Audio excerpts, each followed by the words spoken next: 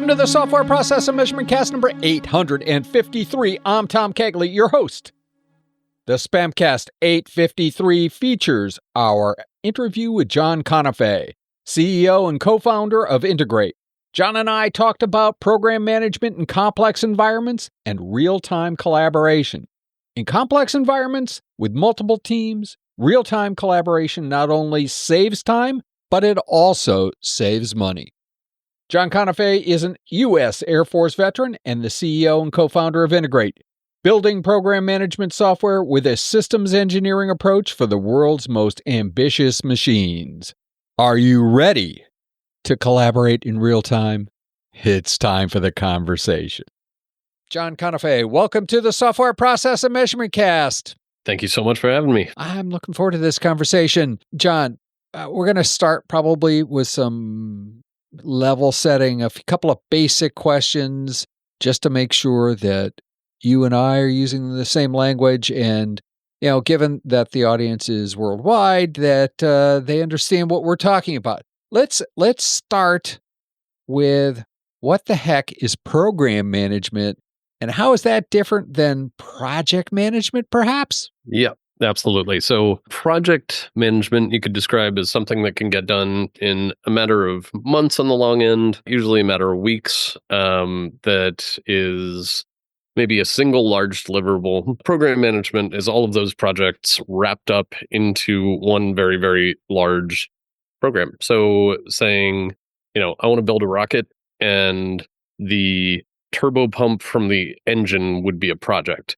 But the turbo pump integration with the all of the other accoutrement for the engine would be likely its own engine program, and then that's a part of the larger rocket program, and so on. So program's just a very much larger, much more complex project with a lot more moving pieces and stakeholders. Why is collaboration important? So for hardware specifically, collaboration with external stakeholders is inherent. You can't get away with building pretty much anything more complicated, or even a dishwasher.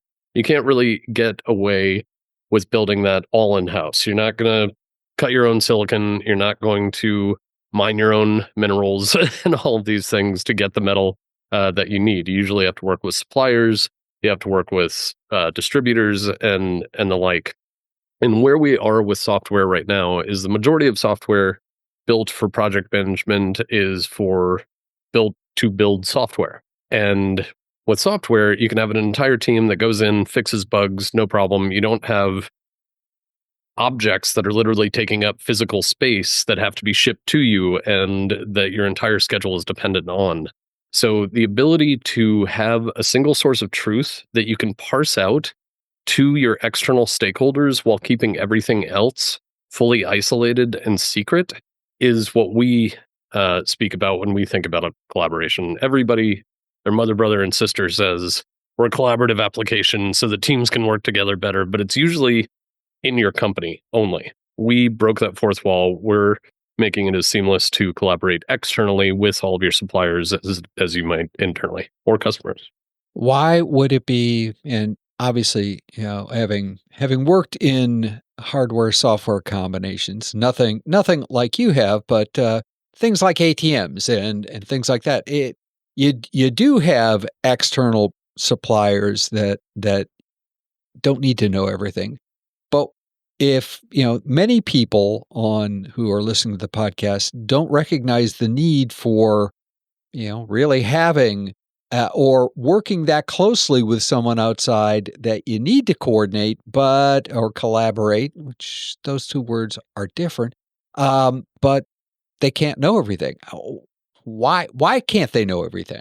There's secret sauce to building everything, So it could be because you're building something that is international trade and arms regulated. So the entire system is regulated, but you can still purchase a specific subcomponent from a company outside of the United States to use on that compliant and controlled, export controlled system.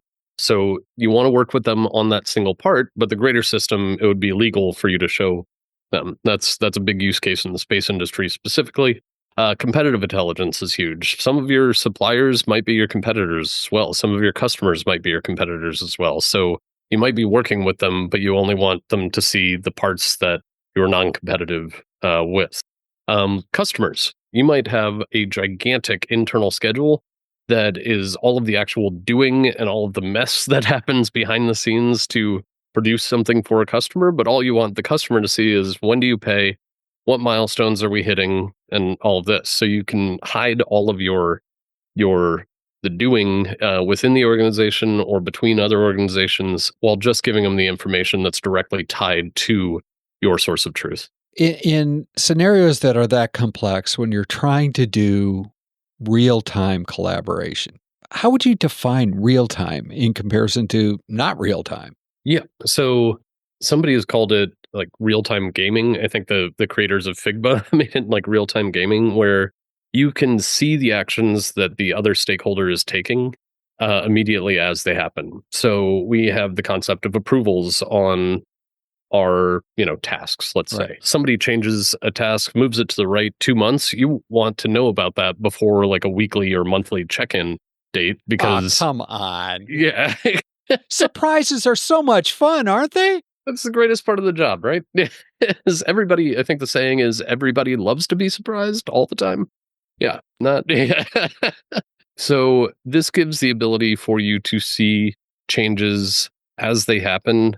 Obviously, the supplier has to be willing to divulge that information in real time. But then we get into really, really fascinating behavioral scenarios where we're tracking all of the changes that happen to every single one of these things. So we can, of course, we're working on integrating an LLM to be able to parse through these 30,000 line items schedules. But what if you can ask it and be like, which supplier is the highest risk to our schedule? And you take out points that are like, well, this supplier generally moves tasks or moves deadlines the day before they come due, whereas this supplier gives you 3 weeks, a month of heads up as soon as they know about it. So the one that moves it at the last second is always going to be higher risk, and there's going to be more risk there. So we can start to extract these really cool behavioral internal, external interactions, which are really, really meaningful to our customers. So if we knew all that and we were able to extract that, who'd actually act upon that data? Our core audience right now is customer-facing program managers.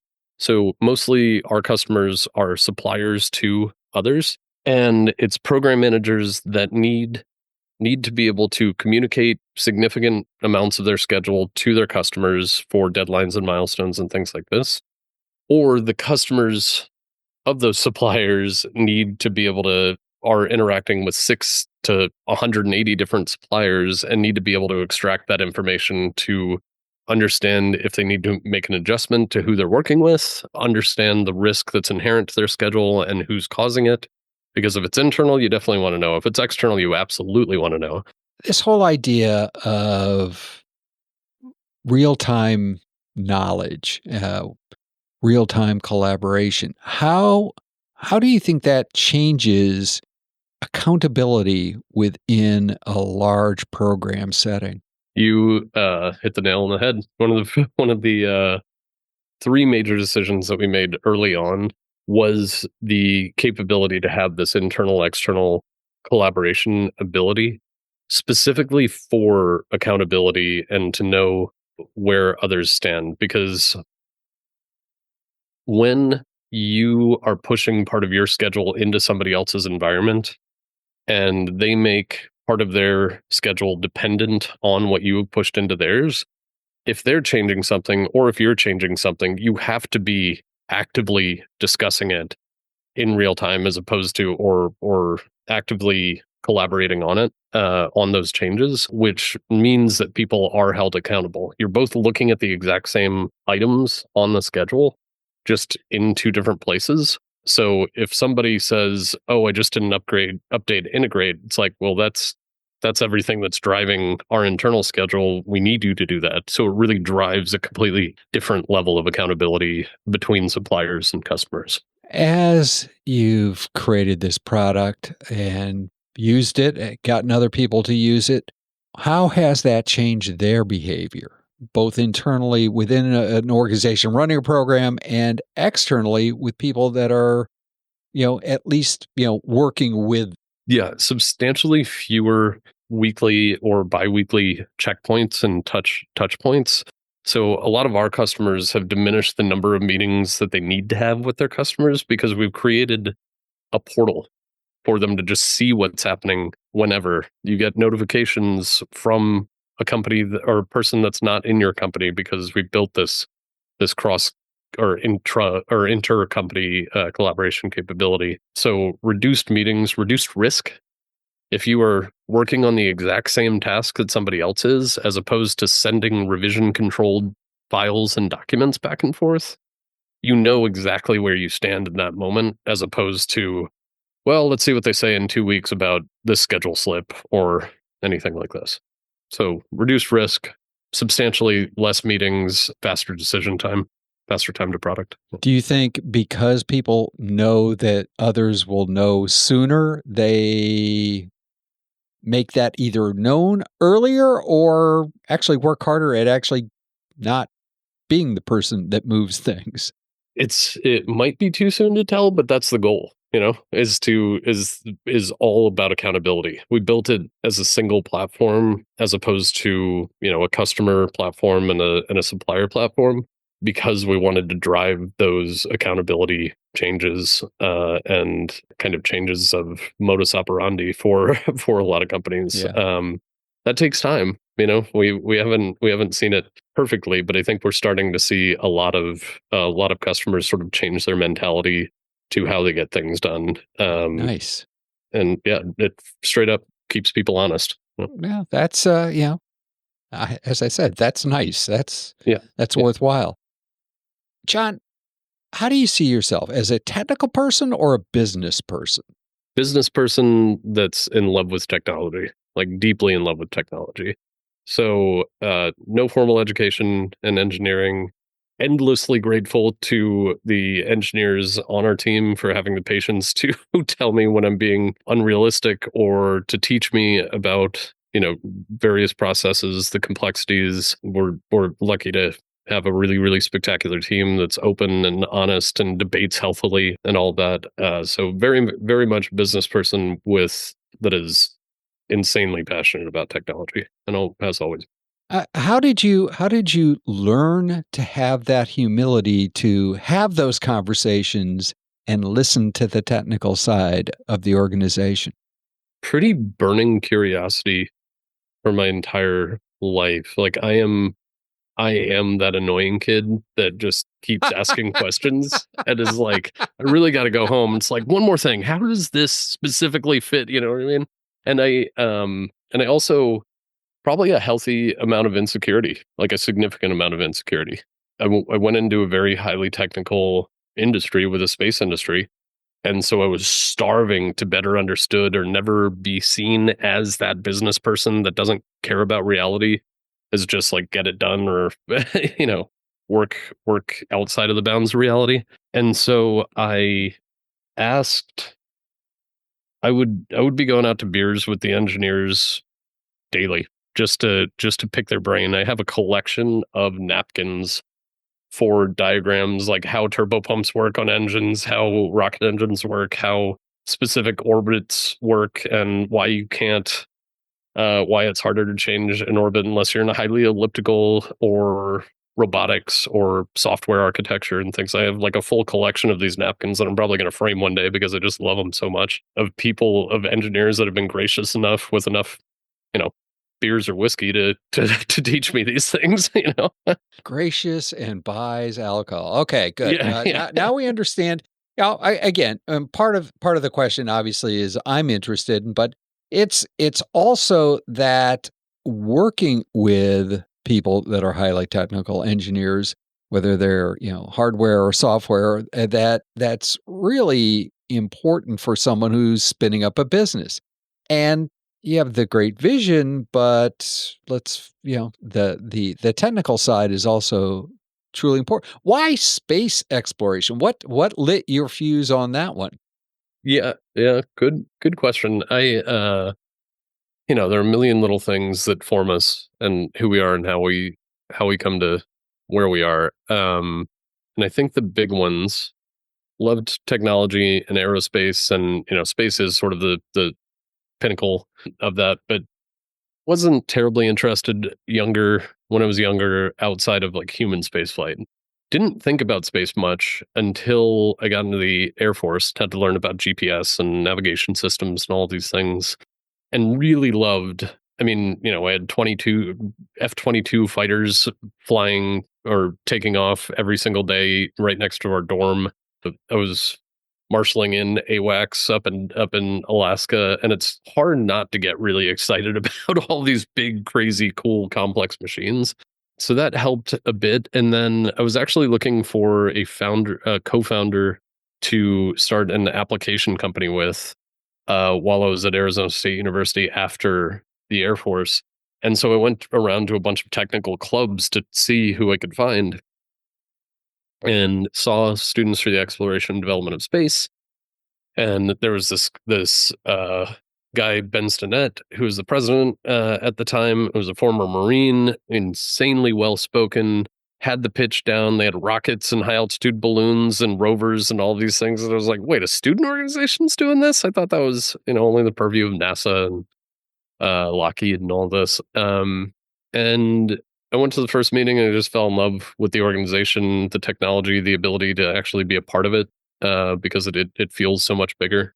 And that was right at the point when new space was really literally taking off. SpaceX was just starting to land, which is still insane to me.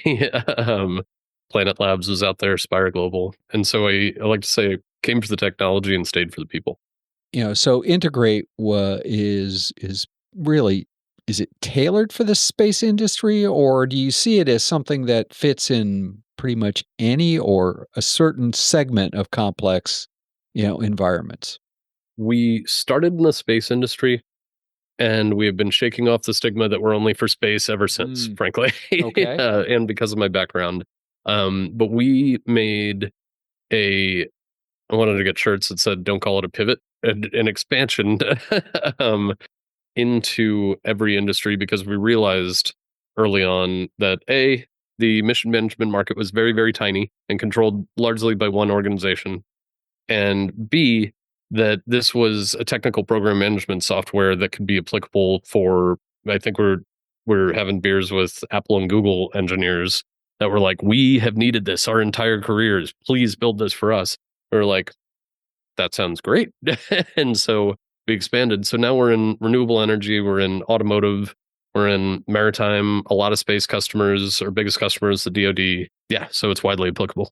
How can something be widely applicable that across that many industry segments? What makes it applicable across, so many industry segments?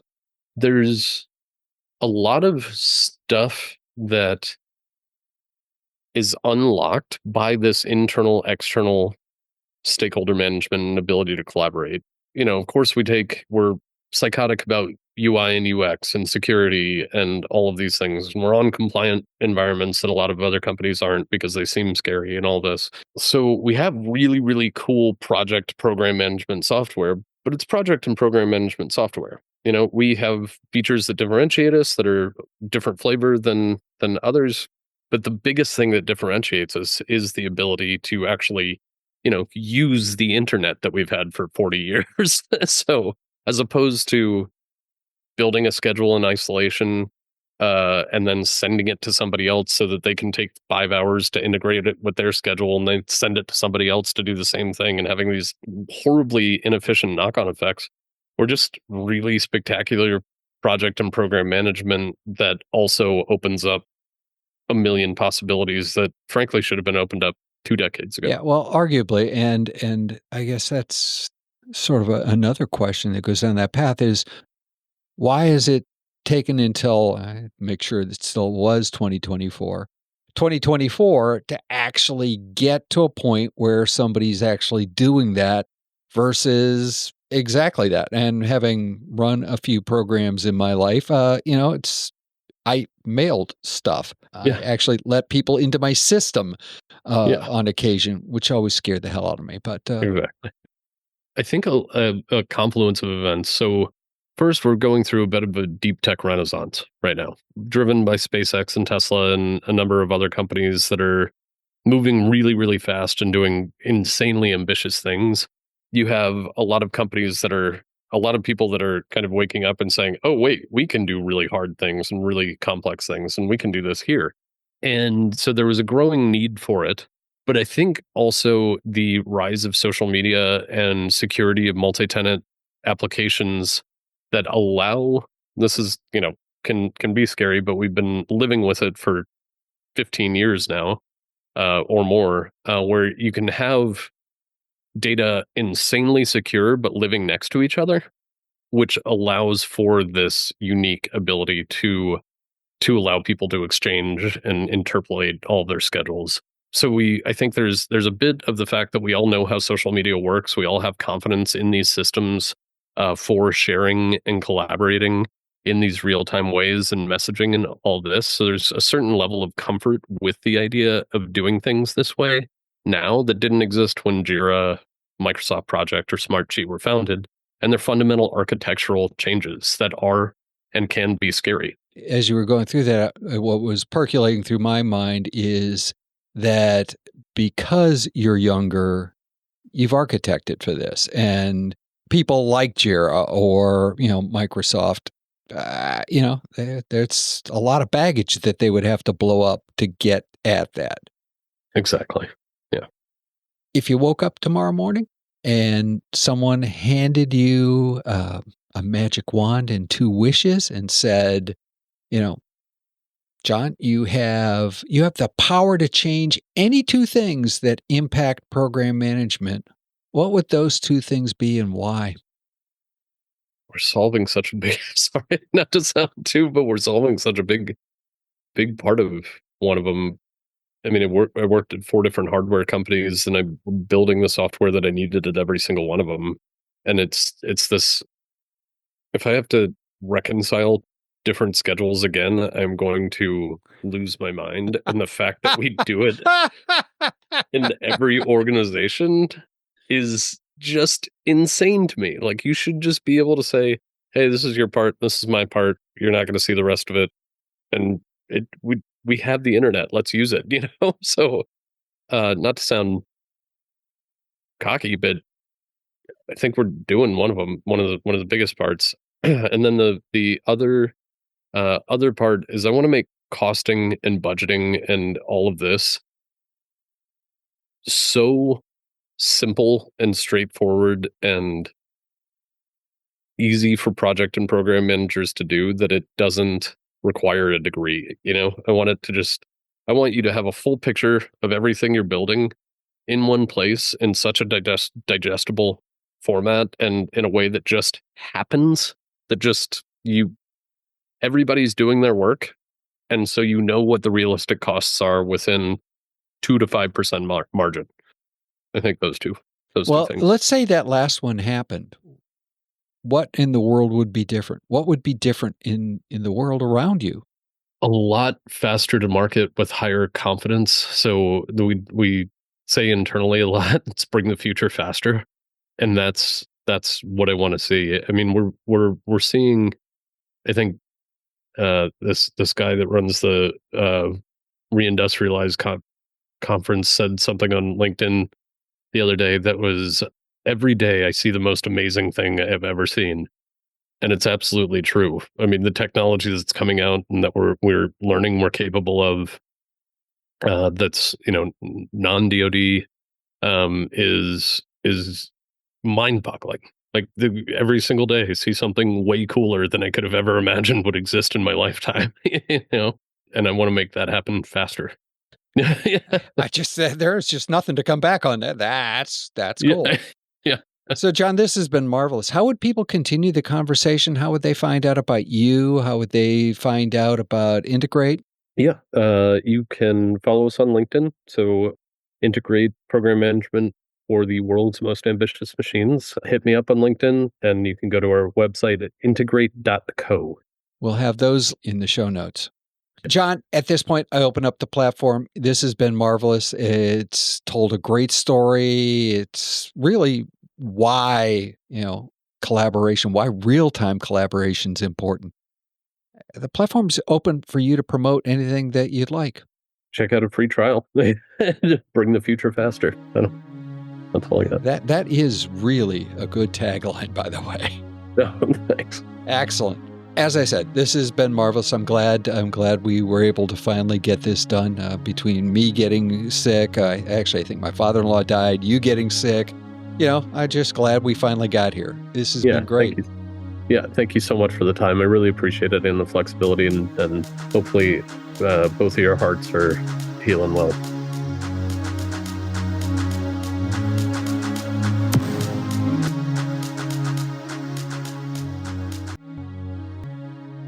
Remember, Mastering Work Intake sponsors the SPaMCAST.